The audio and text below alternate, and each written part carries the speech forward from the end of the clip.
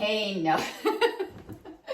All right. As we speak, man, I wish you could like inject this for me, honestly. But anyway.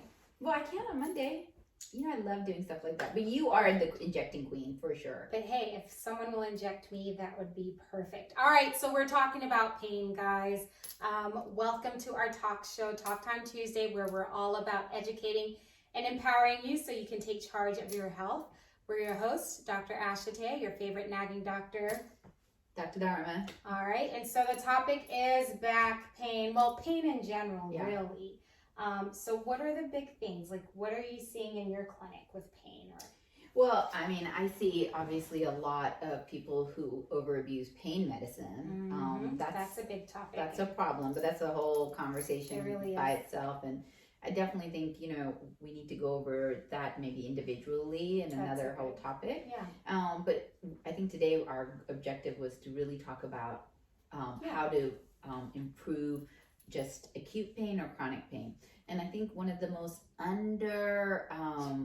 rated modalities is physical therapy, 100%. stretching, Yes. and ice. So a lot of times when someone comes in and they're all in pain, they want a medicine, right? And they don't want to move it. That's the biggest thing. They're like their neck, right? They're moving like that. I mean, so with my dad, actually, the other day, he was having a lot of pain, and so he went to a therapist, and he was, you know, really like, oh, I really have so much decreased mobility on one side, and he said, I don't know what to do, you know.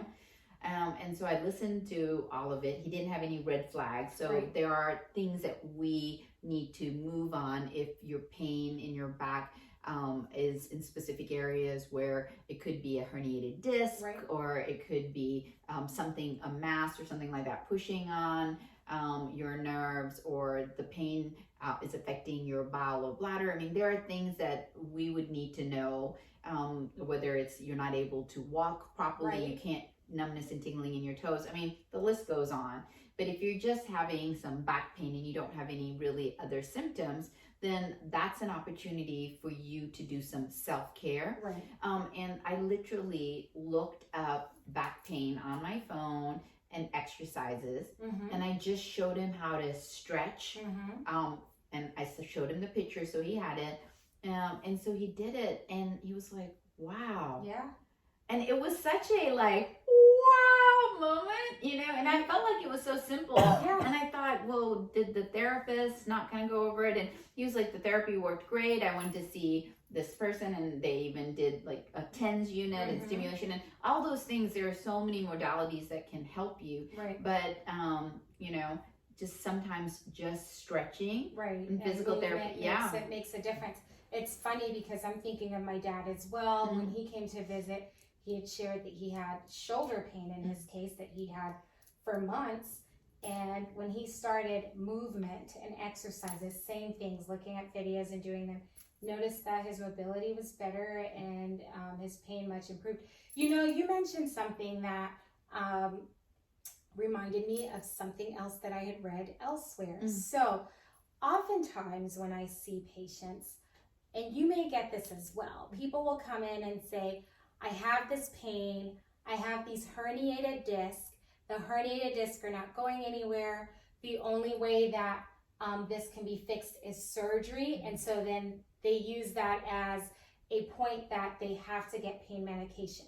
When the truth is, evidence shows that if you look at, you know, images of even 30-year-olds up, you will find some kind of degenerative disc disease.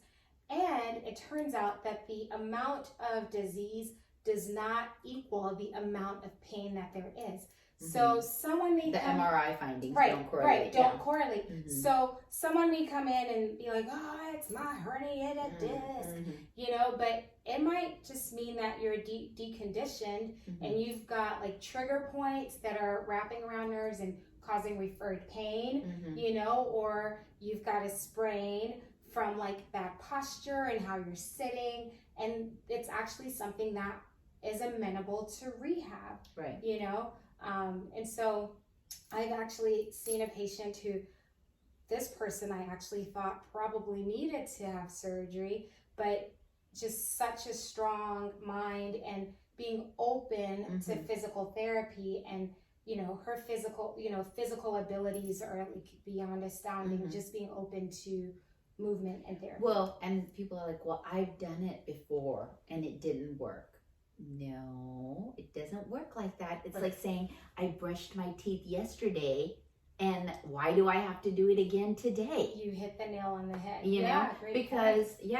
I mean, when you have a chronic condition, like bad breath or back pain, you have to constantly deal with it, manage it. You have to stretch. You have to do exercises that then strengthen the muscles around it. And that's another thing that a lot of people don't understand, is that not only do you have to stretch those muscles around where your pain is, but you also have to strengthen the muscles around it. So one thing Dr. Asa was talking about, which honestly I was like, really, for arthritis, because I always think arthritis is bone to bone. There's nothing more you can do about it. You just have to be on medicines, or you have to take shots, right? Or you have to get a knee replacement.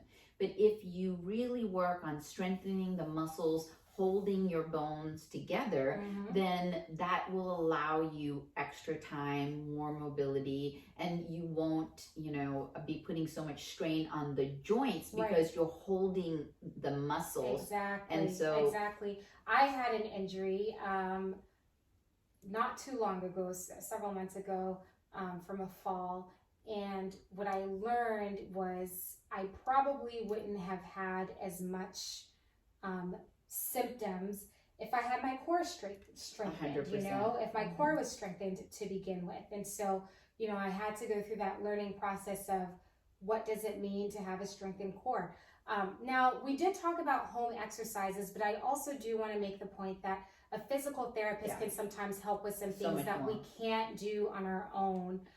You're or it might take longer, better results. And it's, even though I might know some basics, what they know is amazing. Yeah. I have so much respect. I was in my physical therapy session, and they're like pressing the muscles, and they're like, move this, and they're like, these muscles are not activating or responding well.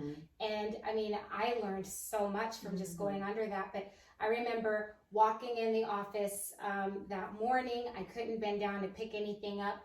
I was walking out after the appointment. I dropped my keys by mistake, didn't even think about it, bent down, and we both go, oh my God, I can move.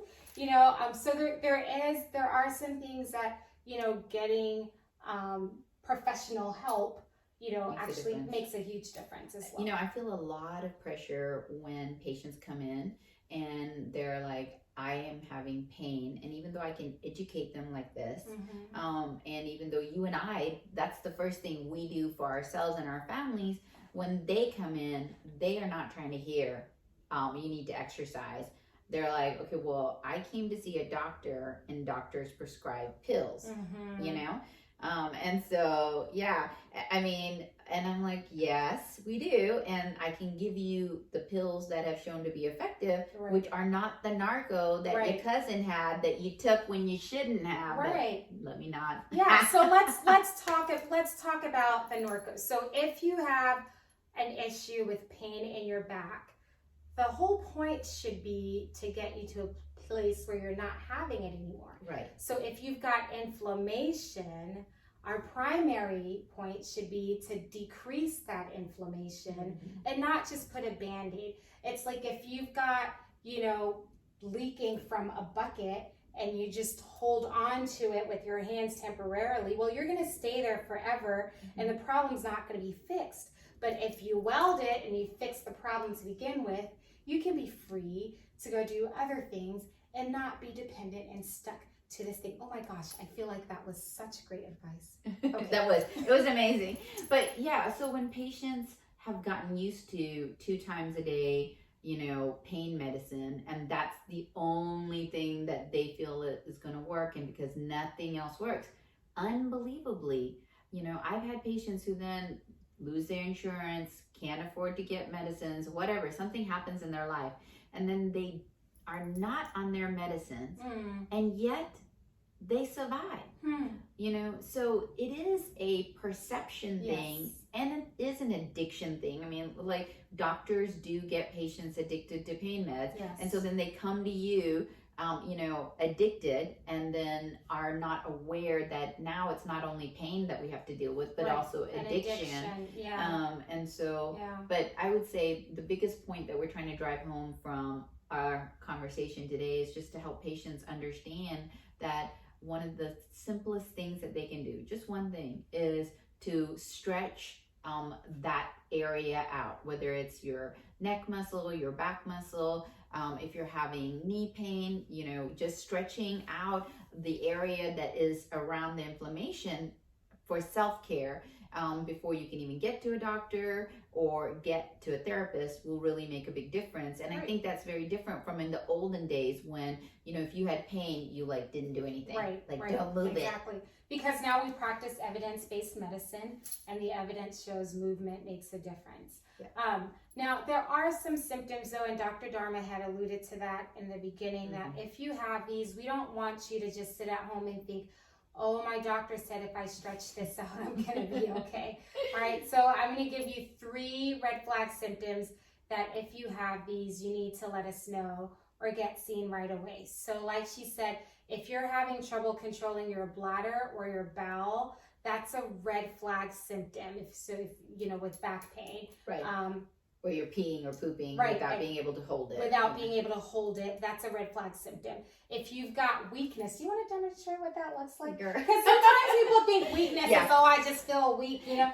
So when they're walking, if they have a little bit of a... like you can't move, you know? Well, when they have the... So, you know, actual weakness, difficulty lifting, moving your leg, you feel like it's heavy. That's another red flag symptom as well. And what's our 3rd red flag symptom? That was just so good, it just went away from my brain. So we've got the bladder control. Bowel bladder. Weakness. And then numbness in the saddle region. So numbness in the groin region is usually also a concerning symptom.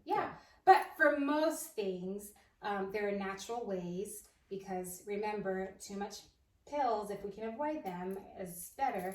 There are natural ways that you can take control of your health.